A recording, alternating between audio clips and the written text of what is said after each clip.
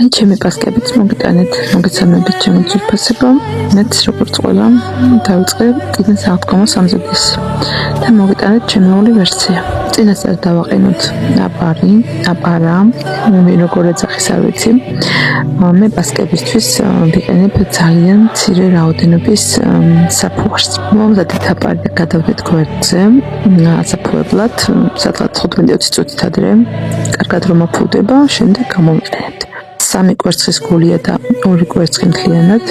შევურევთ შაქრის მთლიანი რაოდენობის ნახევარს და გავთქვევთ კარგად სუბუქი და აეროვანი მასის მიღებამდე. მეორე შაქრის დარჩენილი ნაწილს კი მოვათავსოთ თბილისში.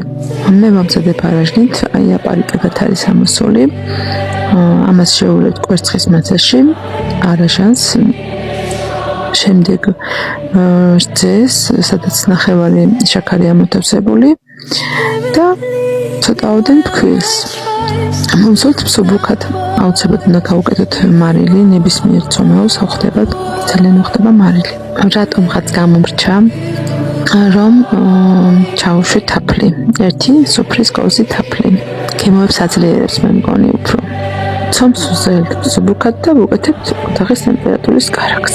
ვუკეთებ ხოლმე მეც როგორც ყველა გამონარი კარაქით, ერთ-ერთთან ვიტყოდნოდი ხოლმე, მაგრამ ბოლო დროს ესეთი ცომი უფრო მომწონს.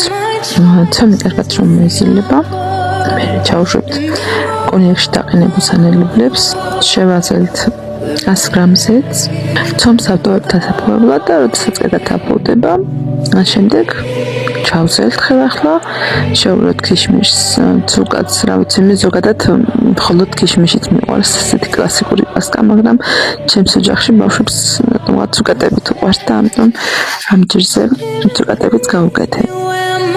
ამოვწონეთ გუნდებად და ვაწყობთ 170 გრადუსზე გახურავი ხუმეში. თავიდან ვაწყობ 170-ზე 20 წუთი და შემდეგ ჩამოყავს 160 გრადუსზე და ვასრულებთ წყობას ისე.